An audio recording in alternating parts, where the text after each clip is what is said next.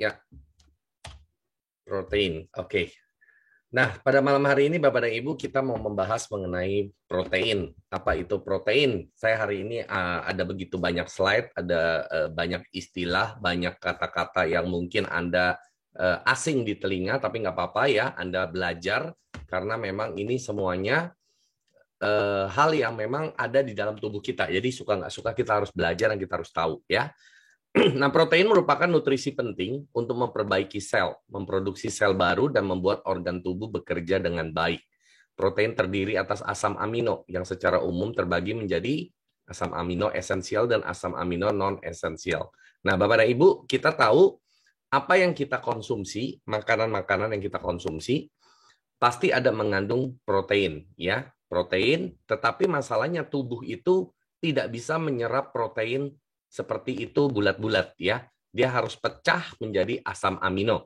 Jadi sebenarnya asam amino inilah yang nantinya akan diproses oleh tubuh kita, ya. Jadi tubuh itu tidak bisa memproses makanan secara utuh, ya. Jadi dia akan pecah-pecah menjadi molekul yang lebih kecil lagi, ya, yaitu adalah asam amino. Nah, total asam amino itu ada 20 jenis, atau kalau mungkin kita sering dengar amino acid, ya, amino acid ada 20 jenis, dikelompokkan menjadi dua, satu esensial, satunya lagi non esensial.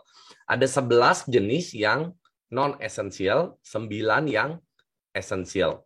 Nah, apa artinya non esensial dan esensial, ya? Non esensial artinya tubuh kita bisa memproduksinya sendiri, ya. Jadi kita tidak perlu konsumsi itu dari luar, ya, tidak perlu suplemen lah begitu sifatnya, ya. Tetapi 9 jenis lagi adalah yang esensial, tubuh kita tidak bisa produksi. Jadi kita perlu mengkonsumsi yang dari luar, ya. Ada yang namanya suplemen atau tambahannya. Kalau tidak, tubuh kita akan kekurangan 9 jenis asam amino tadi, ya. Nah, suplemen yang dari luar itu bisa berkategori dari makanan, ya, yang kita makan, dan juga dari vitamin-vitamin, ya, yang kita konsumsi. Ya, jadi kalau saya bilang dari luar itu tidak harus selalu cuma suplemen atau vitamin, ya, tetapi dari makanan juga mengandung asam amino tersebut. Tetapi mungkin konsentrasinya atau jumlahnya mungkin sedikit, ya, tidak sebanyak kalau kita mengkonsumsi suplemen karena sudah lebih dikonsentrat, ya, lebih difokuskan untuk asam amino tertentu.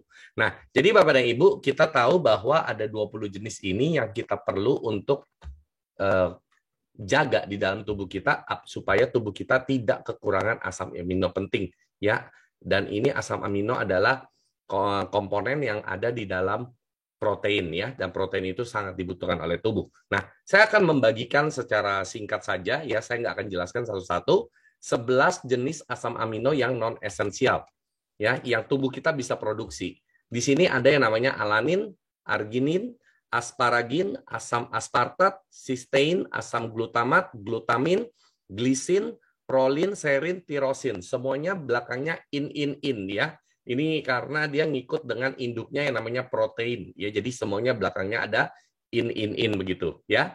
Nah, Anda lihat di sini asam glutamat. Mungkin beberapa dari Anda sudah sering mendengar kata glutamat, ya. Monosodium glutamat, MSG atau micin, ya. Jadi sebenarnya monosodium glutamat itu dibuat juga mengandung di dalamnya asam glutamat. Ya, jadi tubuh kita memproduksi micin, ya. Nah, tubuh kita juga bisa memproduksi ini, ya, karena asam glutamat ini diproduksi oleh tubuh. Dan ini kalau kebanyakan, kalau kita makan yang dari sifatnya MSG atau mononatrium glutamat, MNG, itu semua sifatnya kalau over, kelebihan, itu akan bisa merusak saraf otak, ya, dan akan mempengaruhi kinerja otak kita dan khususnya daya ingat kita. Ya, jadi kalau Anda mau pinter tanda kutip, ya, Anda banyak makan MSG, ya. Nah, jadi Bapak dan Ibu hati-hati di dalam mengkonsumsi MSG secara berlebihan, ya. Saya tidak bilang MSG itu berbahaya, tetapi kalau Anda konsumsi sampai over, kecanduan, karena memang dia mempunyai satu sifat yang nagih, ya. Anda pengen kalau makan nggak pakai begitu, itu kayaknya kurang nendang rasanya, ya. Nah, ternyata itu memang tubuh kita juga bisa menghasilkan asam glutamat. Nah, makanya dibuat yang sintetisnya yaitu monosodium glutamat dengan dasarnya dari garam, ya. Nah, jadi Bapak dan Ibu, nah ini adalah 11 jenis asam amino yang bisa diproduksi oleh tubuh kita. Ya, jadi dan ini sebenarnya tidak terlalu penting dalam arti gini, ini hanya dibutuhkan dalam jumlah yang sedikit untuk tubuh kita, ya, khususnya di dalam protein tadi, ya, di dalam kandungan protein tadi ini adalah 11 yang tidak terlalu penting dalam jumlah banyak, bukan berarti nggak butuh, tetapi tidak perlu dalam jumlah yang banyak. Nah, tetapi yang esensial yang ada 9 yang kebetulan tubuh tidak bisa memproduksi itu dibutuhkan secara konsisten, ya, itu dibutuhkan dalam jumlah yang cukup serius, ya, Bapak dan Ibu, ya. Jadi tidak bisa sembarangan kita mendapatkan itu dari tubuh kita sendiri atau dari luar. Tubuh kita tidak bisa memproduksinya, ya, intinya seperti itu. Nah, jadi Bapak dan Ibu, asam amino apa sih yang ada yang harus kita tambahkan dari luar? Nah, ada 9 ya, seperti tadi saya sudah katakan. Nah, di sini saya akan jelaskan satu persatu lebih detail, karena ini adalah asam amino yang jenisnya tidak bisa tubuh kita produksi. Yang pertama adalah isoleucin, ya, merupakan branch chain amino acid, ya, yang paling banyak membangun otot. Nah, jadi ini adalah jenis asam amino untuk pembentukan otot. Asam amino ini juga memiliki peran penting di dalam mengatur kadar energi dalam tubuh, meningkatkan daya tahan tubuh serta memproduksi hemoglobin. Ya, jadi ini saya sambil baca satu persatu, Anda sambil melihat ya seberapa pentingnya asam amino ini di tubuh kita. Nah, yang kedua, asam amino lisin memainkan peranan penting dalam produksi berbagai protein pembentuk jaringan tubuh, hormon, enzim, dan antibodi. Mengkonsumsi asam amino esensial ini dalam jumlah yang cukup dapat meningkatkan daya tahan tubuh, serta menjaga agar hormon dan enzim di dalam tubuh dapat bekerja dengan baik. Nah, dari 2 ini saja sudah bicara tentang pentingnya asam amino ini untuk daya tahan tubuh. Ya, 2 jenis asam amino ini sudah ada kaitannya dengan daya tahan tubuh. Jadi betapa pentingnya ya asam amino ini. Lalu yang ketiga, leusin. Leusin memiliki banyak peran dalam tubuh, mulai dari membantu proses penyembuhan luka, memproduksi hormon pertumbuhan, meningkatkan kekuatan otot, serta mengatur kadar gula darah. Nah, ternyata Bapak dan Ibu, protein yang mengandung asam amino leusin itu juga bisa mengatur kadar gula. Artinya ini sangat bagus untuk orang yang mempunyai problem gula darah tinggi, ya. Jadi dia juga bisa untuk mengatur atau mengontrol kadar gula darah kita. Ya, itu adalah asam amino jenis yang leusin. Yang keempat adalah valin, juga memiliki peran penting di dalam merangsang hormon pertumbuhan dan memperbaiki kerusakan otot. Selain itu, valin juga berperan dalam menyuplai energi bagi tubuh. Nah, ternyata ini adalah untuk hormon pertumbuhan. Jadi Bapak Ibu yang punya anak ya yang pengen cepat tinggi, kenapa disuruh minum susu? Ya karena susu mengandung protein. Nah, karena di dalam protein itu ada asam amino yang namanya valin, karena dia akan merangsang hormon pertumbuhan untuk anak kita. Ya, ini adalah asam amino yang keempat ya. Lalu yang kelima, treonin memiliki fungsi penting dalam menjaga kesehatan jantung dan hati, serta meningkatkan fungsi sistem kekebalan tubuh dan sistem saraf pusat ya. Sistem saraf pusat itu di mana? Di otak kita ya. Jadi Bapak dan Ibu, jantung dan otak saya sudah pernah cerita selalu terkait ya. Apa yang bagus buat jantung pasti bagus buat otak, apa yang bagus buat otak pasti bagus buat jantung, karena jantung dan otak itu terkait ya. Jadi ini kita bisa lihat di sini untuk kesehatan jantung dan juga sistem saraf pusat yang ada di otak kita. Nah, itu adalah asam amino treonin. Lalu asam amino histidin merupakan jenis asam amino yang penting bagi anak-anak. Hal ini karena memiliki peran dalam perkembangan serta pemeliharaan berbagai jaringan tubuh termasuk jaringan saraf. Nah, jadi Bapak dan Ibu, buat anak-anak ini juga dibutuhkan ya untuk perkembangan, bukan hanya tinggi badan, tetapi juga perkembangan saraf-saraf di dalam tubuhnya ya, supaya berkembang secara maksimal. Oke, itu dibutuhkan asam amino histidin. Lalu yang ke-7 yaitu metionin, lebih berperan di dalam metabolisme dan detoksifikasi di dalam tubuh. Tak hanya itu, metionin juga dapat membantu tubuh untuk menyerap mineral zinc dan selenium dari makanan. Ya, jadi Bapak Ibu tahu zinc ini untuk apa? Ya, zinc ini dibutuhkan oleh tubuh kita untuk masalah reproduksi, ya, masalah pertumbuhan, dan juga zinc dibutuhkan untuk membantu penyerapan vitamin-vitamin lain seperti zat besi, kalsium, vitamin C, semua membutuhkan zinc, ya. Nah, jadi Bapak dan Ibu, betapa pentingnya asam amino dasar ini, ya, yang akan membantu zinc untuk bekerja lebih baik, ya. Nah, lalu fenilalanin berperan penting dalam pembentukan asam amino lain yang juga dibutuhkan oleh tubuh.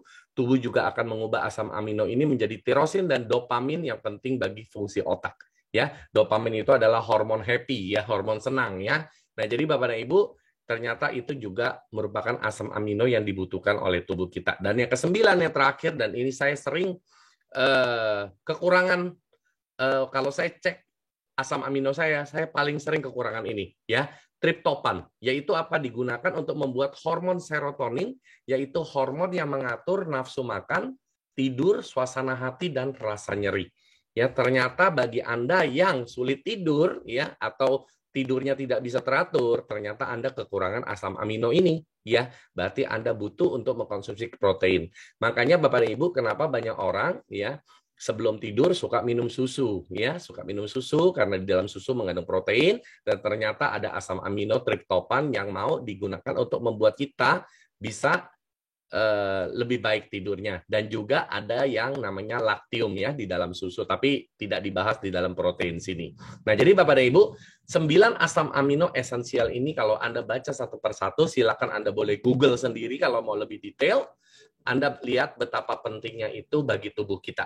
Ya, jadi bagi Bapak Ibu yang mau mempunyai kualitas tubuh lebih baik, ya, makanya saya bilang ini protein sebuah apa ya, nutrisi yang sangat-sangat penting sekali buat tubuh kita, ya. Jadi kalau kita tahu di dalam protein itu terkandung asam amino apa saja, ini akan membuat kita sadar dan pentingnya untuk kita mengkonsumsi protein secara rutin, ya, bukan hanya dari susu. Nah, tetapi banyak orang menganggap saya sudah cukup kok minum susu, ya, satu hari saya tiap pagi minum susu atau tiap malam saya minum susu. Pertanyaannya, apakah kandungan protein yang ada di dalam segelas susu yang Anda minum itu mencukupi untuk kebutuhan Anda setiap hari? Nanti kita akan lihat, ya. Nah, apa sih fungsi protein sebenarnya? Ya, fungsi protein yang pertama menurunkan berat badan. Nah, ini banyak nih, ya, para ibu-ibu khususnya, ya, dan teman-teman yang mungkin punya overweight, masalah dengan berat badan. Nah, mungkin Anda pengen mencoba untuk diet, ya, menurunkan berat badan, Anda bisa mencoba dengan protein, ya. Nah, mengkonsumsi makanan kaya akan protein diyakini dapat memberikan efek kenyang, ya, lebih lama. Hal ini karena kandungan protein di dalam makanan dapat menekan produksi hormon yang membuat Anda mudah lapar, ya. Jadi buat teman-teman yang gampang berasa lapar, coba deh minum protein, dicoba dengan mengkonsumsi protein lebih, sehingga Anda akan memberikan efek kenyang dan hormon yang bikin Anda berasa lapar terus mungkin akan lebih ditekan, ya. Nah, selanjutnya oleh karena itu makanan kaya protein tepat dikonsumsi oleh Anda yang sedang menurunkan berat badan, ya. Tapi untuk dapatnya hasil maksimal tetap, ya, harus ditambah dengan olahraga, ya. Jadi kalau nggak olahraga juga sebenarnya hasilnya juga nggak bisa maksimal, ya, Bapak dan Ibu, ya. Nah, tetapi untuk menjaga mulut Anda dari mencari-cari makanan terus, ya, mungkin protein ini akan bisa membantu, ya, untuk menekan nafsu makan Anda. Oke, karena memberikan efek kenyang lebih lama, ya. Nah, ini adalah fungsi yang pertama, menurunkan berat badan. Nah, fungsi yang kedua dari protein adalah meningkatkan massa dan kekuatan otot. Ya, mengkonsumsi protein dalam jumlah yang tepat dapat menambah massa otot dan meningkatkan kekuatan otot. Nah, menurut survei dan menurut penelitian, seorang manusia di usia 30 tahun itu sudah mulai kehilangan massa ototnya.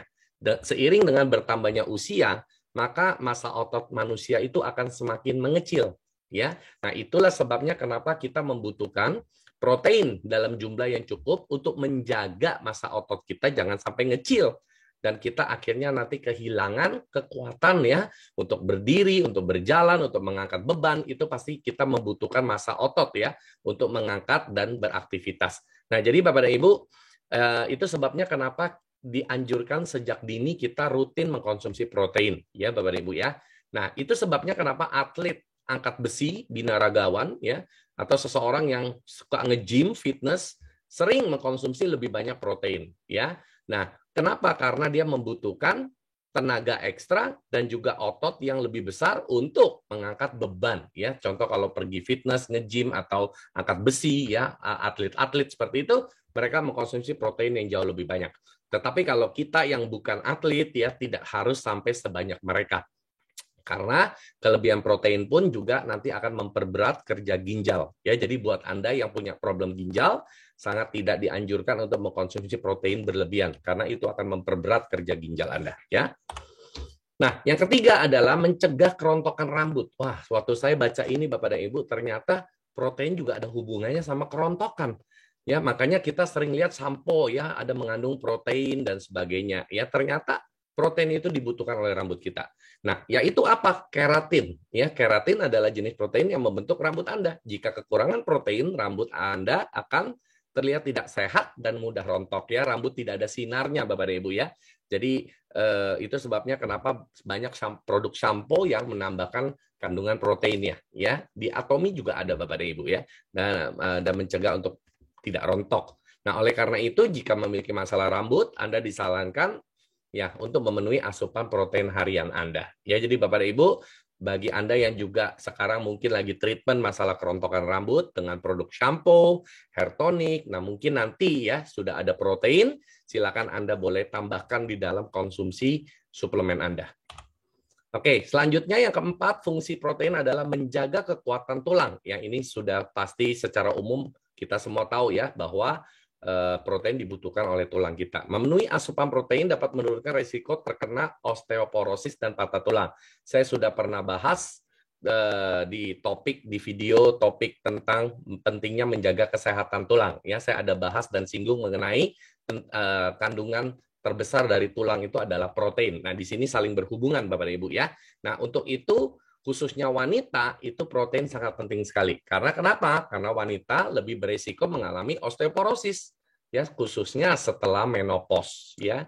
Nah, karena wanita ada yang namanya setiap bulan datang bulan ya, haid ya, sehingga ini banyak pengeluaran darah dan di situ ada kalsium yang terbuang ya, ada zat besi yang terbuang dan di situ semua butuh yang namanya protein lebih lagi untuk bisa memproduksi darah ataupun juga penyerapan kalsium yang lebih baik membutuhkan protein lebih tinggi ya. Nah, jadi Bapak dan Ibu juga bagi Anda yang mungkin melakukan aktivitas fisik lebih banyak ya, membutuhkan tenaga dan sebagainya, Anda butuh kekuatan tulang ekstra. Nah, ini juga sangat bagus buat Anda ya untuk menjaga kekuatan tulang Anda sehingga tidak mudah patah tulang gitu ya, kalau khususnya buat Anda yang melakukan aktivitas fisik secara berlebihan yang membutuhkan kekuatan tulang lebih ya. Nah, fungsi yang kelima adalah mempercepat penyembuhan luka. Nah, protein ternyata juga sebagai unsur utama pembentuk jaringan dan organ di tubuh. Oleh karena itu, mengkonsumsi lebih banyak protein dapat mempercepat pemulihan luka saat Anda mengalami cedera. Jadi Bapak dan Ibu tinggal mendeteksinya sangat gampang ya. Kalau misalkan Anda ada kebetulan ada luka ya, apa itu kepotong ataupun mungkin ada luka tanpa sengaja tergores gitu ya. Anda bisa lihat di situ pengeringannya, waktu untuk mengeringkan luka Anda dan sembuhnya itu lama atau cepat. Ya, kalau lama mungkin Anda kekurangan protein Bapak Ibu atau tidak mudah mengering ya, luka Anda sering basah terus lebih lama basahnya dan lama untuk menjadi kering. Nah, itu mungkin Anda butuh protein Bapak Ibu. Nah, ini adalah beberapa fungsi-fungsi protein ya yang dibutuhkan oleh tubuh. Alasannya kenapa ada 5 fungsi protein. Nah, pemulihan luka ini sangat penting sekali buat orang yang khususnya punya masalah dengan gula darah ya, diabetes. Jadi kalau orang punya gula darah tinggi dan luka itu lama keringnya, itu akan bisa menimbulkan banyak problem ya. Nanti takutnya menjadi gangren, ya menjadi borok dan akhirnya menyebar kemana-mana. Nah, jadi Bapak dan Ibu ini penting juga untuk makanya kenapa protein ada asam amino tadi ya bisa untuk menekan kadar gula darah kita ya. Oke, sekarang berapa sih kebutuhan saya satu hari untuk protein? Nah, menurut Kementerian Kesehatan Negara Republik Indonesia tahun 2019, anak-anak usia 1 sampai 6 tahun itu butuh 20 sampai 25 gram per hari ya, per hari. Lalu anak-anak usia 7 sampai 9 tahun butuh 40 gram. Nah, usia remaja itu berarti rentang waktu sampai dengan usia berapa? 19 tahun ya. Remaja itu 65 sampai 75 gram. Nah, orang dewasa 60 sampai 65 gram. Nah, kenapa remaja itu membutuhkan lebih banyak? Karena mereka masih di dalam usia pertumbuhan, ya. Lalu wanita hamil dan ibu menyusui ternyata juga membutuhkan lebih banyak. Kenapa? Karena 2 orang yang mengkonsumsinya ya, sudah jelas itu ya. Nah, jadi membutuhkan ekstra lebih banyak. Tetapi kita lihat yang rentang orang dewasa 60 sampai 65 gram itu adalah kebutuhan kita untuk protein dalam 1 hari. Itu idealnya ya. Nah, sekarang 1 gelas susu. Nah, 1 gelas susu yang kita minum ternyata itu cuman nggak sampai 8 gram. Atau secara rata-rata ini semua hampir sama, yaitu 8 gram. Ya, susu murni, ya, yaitu yang fresh milk, ya, lalu susu rendah lemak atau low fat, ya, memiliki protein lebih tinggi. Dan skim milk, ya, yang diproses lebih lagi, ya, laktosanya udah dibuang, nah itu ternyata kandungan proteinnya lebih tinggi, 8,3 gram. Termasuk susu kedelai juga cuma 8 gram proteinnya ya, dan jumlah kalsium per gelas paling banyak 330 mili, lebih besar daripada kandungan di dalam susu sapi. Jadi susu kedelai itu memiliki kadar kalsium lebih tinggi daripada susu sapi ya. Tetapi secara protein semuanya hampir sama, kisaran angka 8 gram. Nah, jadi Bapak dan Ibu bisa lihat ya, pertanyaan saya, apakah Anda akan meminum 8 gelas susu 1 hari? Nah, Anda jawab sendiri ya. Apakah Anda mau minum 8 gelas susu? Berarti kalau 1 gelas itu identik, biasanya angkanya itu 250 mili ya. Berarti Anda minum 2 liter susu setiap hari. Pertanyaannya, mau nggak Anda minum 2 liter susu setiap hari? Apakah ada yang secara rutin konsumsi 2 liter susu setiap hari?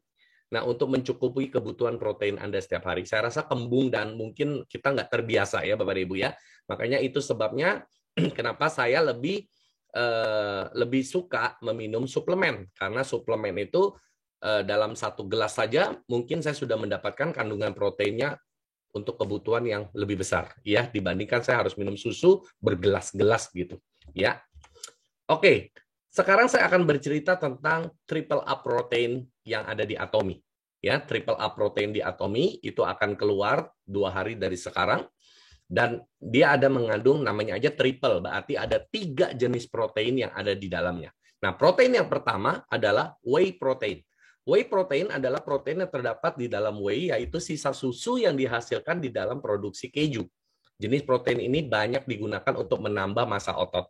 Nah, buat orang yang sering angkat beban, ya, binaragawan, angkat besi, mereka sudah terbiasa, atau orang yang bodybuilding, ya, pergi nge-gym, fitness, itu sudah biasa minum whey protein, ya, susu yang mengandung benar-benar murni whey protein, dan kadarnya memang sangat besar sekali ya, gram yang mereka minum ya untuk protein whey ini. Nah, karena whey ini memang sangat bagus untuk ya di situ tadi menambah massa otot. Jadi mereka memang fokus minum whey protein ini untuk menambah massa otot mereka ya. Nah, sebenarnya selain whey apalagi? Yaitu ada protein kedelai ya. Nah, protein kedelai ditemukan baik untuk kesehatan jantung. Nah, jadi Bapak dan Ibu, bagi Anda yang juga mau menjaga kesehatan jantung, ternyata memang protein ini sangat bagus sekali ya, dan mengungkapkan bahwa kedelai membantu menurunkan kadar kolesterol jahat dan meningkatkan kadar kolesterol baik.